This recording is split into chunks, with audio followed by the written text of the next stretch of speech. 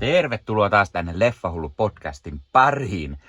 Tällä kertaa arvostelussa Joker Folie 2, eli vuoden 2019 Jokeri-elokuvan jatko-osa. Kun elokuva Jokeri tuli 5 vuotta sitten, oli se todella iso yllätyshitti, niin rahallisesti kuin laadullisestikin. Eka osa tuotti yli miljardin, joten ei yllättänyt, että sille ilmoitettiin jatko-osa, vaikka tekijät eivät sellaista ensin aikonutkaan tehdä, eikä kukaan oikeastaan sille sellaista edes kaivannut. Pidin ekasta Jokeri-leffasta todella paljon, joten odotin innolla jatkoa, vaikka se ei sitä kaivannutkaan tai edes tarvinnut. Tätä jatko-osaa kuitenkin haukuttiin lähes joka paikassa, mikä laski jonkun verran odotuksia, vaikka ehdottomasti halusin tämän nähdä niin pian kuin mahdollista. Mutta miksi tätä leffaa on sitten haukuttu? Mä en ymmärrä yhtään. Siis joo, tää ei ehkä ole ekan osan tasoa, ehkä lähellekään, mutta on silti todella hyvä elokuva. Oli myös todella oiva veto tehdä tästä musikaali, ja miten Jokeri sekä Harley näkevät asioita musiikin kautta. Toki se, että ei ehkä ole sitä, mitä moni odotti, ja koska moni ei musikaaleista pidä, niin siinä on ehkä se syy, minkä takia ehkä oli huonoja arvosteluja. Sen lisäksi tarina ei ihan pääse täysin sille ekan tasolle, ja ne musiikkiesitykset, vaikka ne hyviä on, ja ne tuo hienosti esiin asioita hahmojen ajatusmaailmasta, niin silti se osin tuntuu hiukan sellaiselta niin kuin päämäärättömältä tai niin kuin hiukan ehkä laiskan puoleiselta. Eli petrattavaa olisi ollut. Tämä leffa toimi myös hienosti, kuten edellinenkin siinä, että kaikki asiat ei ole totta, kuten viimeksikin, vaan osa on Arthurin kuvitelmaa. Eka leffan tarinan tapahtumista on kulunut noin pari vuotta, ja Jokerista on tullut eräänlainen kuuluisuus. Hänestä on tehty jonkinlainen elokuva, ja moni fanittaa häntä ja hänen tekojaan. Nyt Arthur sitten joutuu oikeuteen, kun syyttäjä tai apulaissyyttäjä Harvey Dent haluaa kuolemantuomion Arthurille. Ja puolustus taas haluaa Arthurin parempaan hoitoon ja haluaa osoittaa, että Jokeri on Arthurin toinen persoona ja että Arthur ei ole syyllinen tämän Jokeri-persoonan tekemiin murhiin. Ja kunnollisella hoidolla häntä voitaisiin auttaa. No samaan aikaan Arthur sitten rakastuu vankilassa Lee-nimiseen naiseen, joka on vieläpä suuri Jokeri-fani. Ja kuten monesti siis jo ehdin tässäkin sanomaan, niin siis tämä ensimmäinen Jokeri-elokuva ei kaivannut jatko-osaa. Mutta koska sellainen tuli, ja tämä on se leffa, mikä me saatiin, niin mun mielestä on varsin toimiva jatko-osa. Tämä on hyvä lisä Arthur Fleckin tarinaan ja tuo sen myös, eka osa toisen todella loistavasti päätöksen, että jatkaa sen tarinan kuitenkin vielä ja tuo myös eräänlaisen hyvän päätöksen Arthurin tarinalle, vaikka ehkä eka oli paljon parempi elokuva. Tämä leffa ei myöskään ehkä ollut ihan sellainen, mitä mä odotin, mutta sitten taas samalla tämä oli oikeastaan vähän sitä, mitä mä odotin. Eli niin kuin, mitä trailerissakin jo vähän antoi osviittaa, niin tässä on tämmöinen oikeussalidraama. Ja se oli hauska niin kuin, idea tehdä tästä oikeussalidraama ja tehdä tästä musiikaali. Ja se niinku, ne toimii hienosti, koska asia ei olisi niinku ajatellut ehkä Jokeri-elokuvalta, Mutta sitten samalla nämä toimii hienosti sitä Arthurin mielen maailmaa tuomaan esille. Joskin tässä ei päästä siihen samaan sellaisen synkkyyteen ja niin kuin hulluuteen ja siihen, miten ikävässä tilanteessa Arthur on, vaan tämä sortuu vähän enemmän sellaisiin jatko-osamaisiin, sellaisiin hiukan hutiloituihin ratkaisuihin. Se, että elokuva on musikaali, jossa niin kuin laulu- ja tanssinumerot vie tarinaa eteenpäin ja antaa sit lisää puolia laulun esittäjästä, eli on se sitten Arthur tai Lee. Ja ohjaaja, käsikirjoittaja Todd Phillips ja käsikirjoittaja Scott Silver käyttää niitä myös hienosti sellaisina ovelina harhautuksina sen suhteen, että mikä on mielen hourailua ja mikä taas on totta. Ja tämä leffa osoittaa myös sen, että Jokeri ei välttämättä, tai siis tämä Jokeri ei ole välttämättä mikään definitiivinen DC-universumin Jokeri, vaan enemmänkin sitä, että on yksi Jokeri, ja mahdollisuus on, että joku muu voisi ottaa tämän saman manttelin itselleen, ja hänestä voisi tulla uusi Jokeri sitten mahdollisesti. Puhutaan sitten vähän näyttelijöistä. No, Joaquin Phoenix on jälleen todella mahtava Oscar-palkitussa roolissaan Arthur Fleckinä. Hän näyttelee taidokkaasti niin tällaista hiljaista hissukkaa kuin tämmöistä revittelemää teatraalista jokeri-persoonaa. Toimii todella hyvin edelleenkin. Lady Gaga oli todella oiva valinta Harley Lee Quinzelin rooliin. Hän on mahtava roolissaan ja tietenkin loistava musikaalisesti. Jos Phoenix voitti ekasta leffasta itselleen Oscarin, niin kyllä Lady Gaga ansaitsee huomiota tällä roolillaan. Ja mielestäni ihan tommonen ainakin Oscar-ehdokas roolisuoritus häneltä. Muissa roolissa nähdään muun muassa Brendan Gleeson, joka näyttelee Arkhamin vartijaa Jake Sullivania. Catherine Keener on Marianne Stewart, tämmöinen Arthurin asianajaja. Stephen Coogan on Paddy Myers, eli jonkunlainen tämmöinen journalisti. Harry Lovetti on Harvey Dent, eli tuodaan lisää DC Batman-maailman hahmoja mukaan. Ja nähdään Harvey Dent silloin, kun hän vielä on syyttäjän roolissa. Ja myös ekasta leffasta tutut Sassy Beas ja Late Gill palaa rooleihinsa. Ja onhan tää semmonen Phoenix Gaga show, että mutta varsinkin Brendan Gleeson on varsin hyvä roolissaan tällaisena vanginvartijana, joka on vähän kyllästynyt siihen vankilan rutiineihin ja niinku, vähän tykkää ärsyttää ja kiusata Arthuria ja haluaa koko ajan häneltä vähän sellaista kerro vitsi tyylistä juttua ja lähettää Arthurin sitten tällaiselle musiikkitunnille, jossa sitten Arthur pääsee lähempään tunnelmaan Harley Quinnin kanssa. Kuten sanottu, Todd Phillips palaa ohjaajaksi sekä käsikirjoittajaksi ja Scott Silver on se toinen kirjoittaja, aivan kuten ekassakin elokuvassa. Mainitaan myös se, että elokuvan laulut ja musiikki on todella toimivia ja tämän leffan soundtrack on kyllä pakko saada.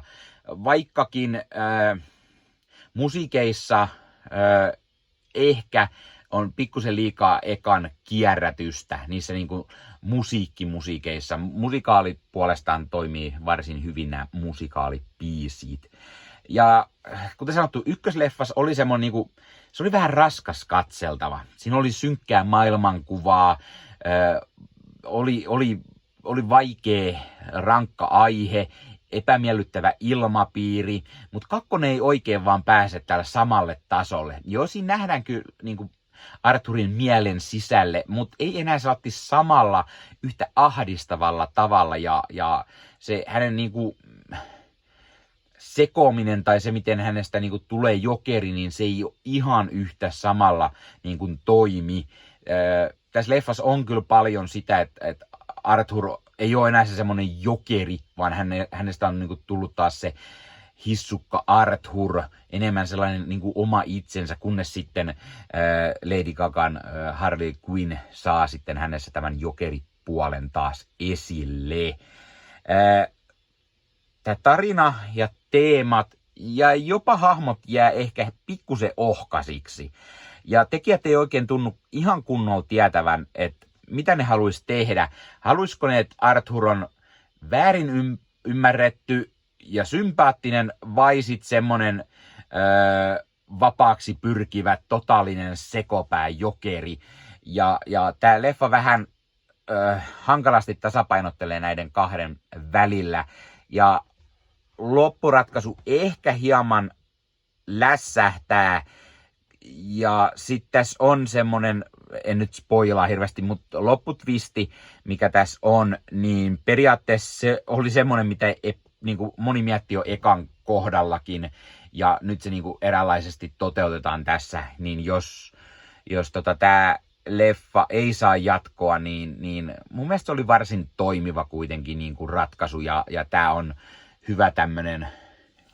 Tämä on hyvä elokuva edelleen, että ei sido mihinkään muihin niin kuin DC-universumin projekteihin, Batmaniin tai niin kuin Pingviini-TV-sarjaan tai mihinkään muuhunkaan tuleviin Superman-leffoihin tai mihinkään, vaan tämä on niin kuin omana itsenään ja toimii varsin hyvin sellaisenaan. Ja siis, vaikka mä pidin tästä leffasta, niin silti jotenkin nämä asiat on se, että ei nouse siihen mestarilliseksi leffaksi niin kuin se ensimmäinen. Eli tämä hiukan hapuilee muutamissa asioissa, mutta silti mun mielestä on varsin toimivaa. Niin kuin, mä tykkään siitä Jokerin ja Harley Quinnin siitä heidän suhteestaan ja miten he näkee asioita musikaalin avulla. Vaikka siinä on tiettyjä asioita myös, mitkä vähän niin kuin taistelee itseään vastaan ja leffa pikkusen tuntuu välillä laahaavan, kun se ei oikein tiedä, että mitä se haluaa, niin kuin, miten se haluaa mennä eteenpäin. Tämä kestää semmoinen noin 2 tuntia 15 minuuttia, ja mun mielestä olisi vähän saanut ehkä saksia pois, niin oltaisiin saatu toimivampi. Sen lisäksi nämä biisit tässä leffassa on hyvä niin kuin musikaalielementti. Mä tykkään tosi paljon musikaaleista ja oli tosi hyvä veto tehdä tästä musikaalista. Se on ainakin takaa, että on hyvin erilainen kuin se eka osa, mutta silti osa niistä biiseistä on hiukan liian samanlaisia. Ne on enemmän sellaisia vähän niin kuin just rakkauspalladeja Jokerin ja Harlin niin kuin toimesta tai sitten sellainen, että miten ne niin kuin haluaa yhdessä ratsastaa auringon laskuun ja päästä vapaaksi ja mitä he haluaa tehdä elämällään, mutta nämä toistuu ehkä liikaa. Se olisi vaatinut vähän erilaista, mutta tämä on taas sitä, että kun Arthur ekassakin ajatteli sitä talk showna, kuvitteli niin kuin asioita elokuvissa, niin tässä on myös sama juttu. Hän katsoo vankilassakin tämmöistä vanhaa elokuvaa, niin hänen maailmansa ja hänen musikaalinen tietämyksensä pohjautuu just niin kuin osittain paljon näihin näkemiinsä elokuviin ja siinä mielessä ne biisitkin, mitä tässä on, niin on vähän just sitä, mitä Arthur on nähnyt niitä elokuvia ja niistä kautta niin kuin tulee näitä biisejä. Mutta kaiken kaikkiaan mä antaisin tällä arvosanaksi kyllä 8/10. Mä en täysin ymmärrä sitä, että on haukuttu ihan maanrakoon, että jengi antaa täällä oikeasti jotain 4 tai 5, tai jos tähdistä puhutaan, niin 1 tähteä. Vaan siis mun mielestä on keskivertoa parempi elokuva kuitenkin. Ja mä suosittelen ihan oikeasti, menkää leffateatteriin katsomaan tää. Älkää antako liikaa negatiivisten arvostelujen vaikuttaa. Jos teitä kiinnostaa leffa, menkää se katsomaan, vaikka negatiivista arvostelua saisikin. Ja annatte sitten omat mietteet, mitä mieltä te olette elokuvalle. Älkää antako aina liikaa muiden mietteiden ratkaista. Esimerkiksi meikäläisen. Tämä on vain yhden ihmisen mielipide ja niin se kuuluukin olla. Siitä saa tietenkin myös hyvää tukea, jos on 2 vaiheella aikooko leffa mennä katsomaan teatteriin vai katsoa sitten myöhemmin suoratoistona tai ostaa fyysisenä se hyllyyn. Mutta kerro kommenteissa, oletko sä nähnyt Joker Folie 2-elokuvan. Mitä mieltä sä oot tästä leffasta? Onko tämä semmoinen, että sä et aio sitä mennä katsomaan teatteria, vai katsot sitten joskus myöhemmin, vai etkö aio katsoa ollenkaan? Ja jos näin on, niin minkä takia? Etkö sä pitänyt ekasta? Etkö tykkää musikaaleista? Onko ideat tyhmät, että tämä Jokeri sai jatko-osan? Tai niinku, mikä on syy, miksi sinua ei kiinnostaisi? Tai jos oot nähnyt tänne, niin mitä mieltä sä olit? Tykkäsitkö, etkö, miksi et? Mitä mieltä oot Phoenixin tai Lady Gagan roolisuorituksista? Mikä on sun suosikki Joaquin Phoenixin roolisuoritus tai Joaquin Phoenix-leffa? Entä mitä mieltä oot Lady Gagasta näyttelijänä tai muusikkona? Meikäläinen ainakin on aina enemmän ja enemmän hänen faninsa niin näyttelijänä kuin myös muusikkona. Ja hei, jos katsot YouTuben puolelta, niin pistä peukkuun, jos pistä kanavatilauksen muistoskellosta päälle. Näitä aina, koska tulee uusia videoita ja sen lisäksi auttaa kanava kasvamaan. Eli kiitos kaikille, jotka olette kanavan tilanneet. YouTuben puolella siellä on jäsenyydet, superominaisuudet päälle. Sieltä voi jäsenet tulla kanavan jäseniksi ja sieltä saa erikoismainintaa esimerkiksi tohon nimen, kun on kanavan jäsen, ja sit saa erinäköisiä hyviä asioita, näkee ennakkoonkin. Esimerkiksi tämänkin on nähnyt varmasti jo aikaisemmin, jos on kanavan jäsen, tämän videon sieltä, ja muita videoita tulee. Esimerkiksi täällä on paljon tällä leffahuoneessa kaiken näköistä, mistä on tulossa lähiaikoina varmasti video, niin niitäkin näkee sitten ennakkoon, kun on kanavan jäsen. Joskus tulee jopa pelkästään jäsenille tarkoitettuja videoita. Ja sen lisäksi on kaikki korostettuja vastauksia ja tila ja tämmöisiä merkkejä ja muuta kaikki. Kyllä te tiedätte YouTube-juttut. 0,99 € kuussa tai 2,99 € kuussa, niillä saa erinäköisiä asioita, kun tilailee tai on kanavan jäsen. Ja niitä supertykkäyksiä, superkommentteja, kaikkea voi laittaa, niin siitä tulee muutamat kymmenet sentit sitten tähänkin suuntaan. Eli kiitos kaikille, jotka olette niitä laittaneet. Ottakaa Leffahullu somekanavat haltuun, Instagrami, TikTokki, Facebook-sivusto, jäne. Meikäläinen tekee Marvel Podcast Suomea, Star Wars Podcastia ja sitten sen lisäksi meikäläinen kuuluu Leffamediaan, jos on yli 30 sisääntuottajia, jotka rakastavat leffoja ja sarjojen katsomista, niiden arvostelemista ja kaikkeen leffoja ja sarjoihin liittyvää. Sieltä löytyy leffa- ja sarja-aiheiset uutiset, huhut, trailerit, sieltä löytyy haastatteluja, kaikennäköistä leffa- ja sarja-aiheista. Ja jos taas haluat ostaa fyysisiä leffoja, niin suomikassu.fi verkkokaupasta voi käydä ostamassa itselleen 4K DVDtä, Blu-raytä. Siellä kun käyttää koodia Leffahullu, saa 5 € alennusta, kun ostaa yli 60 €. Mikä se mukavampaa? Pikkualennus ostaa leffat ja sarjaiset fyysinä hyllyyn, koska koskaan ei voi tietää, koska kun suoratoistopalvelu lähtee muokkaamaan leffoja, poistamaan niitä valikoimastaan. Usein kuvan ja äänenlaatu kärsii, koska suoratoistopalvelun bittivirta ei riitä. Kun leffa on fyysinä hyllyssä, siinä on paras mahdollinen kuvan ja äänenlaatu, ja silloin niin kuin tietää, että varmasti saa laatu. Sen lisäksi fyysinen leffoissa on esimerkiksi bonusmateriaaleja elokuvan tekemisestä. Ostat jonkun erikoisjulkaisun, tyylikäs steelbook vaikka, tai premium-julkaisu, niin tulee kaikennäköistä lisähärpäkettä myös mukana, magneetteja, julisteita, kirjasta, vihkosta sen leffan tekemisestä, kaikennäköistä muuta mukavaa. Sen takia fyysinen formaatti on aina jees. Noniin, tää oli Leffahullu podcast tällä kertaa. Ei muuta, ensi kertaa. Se on moro.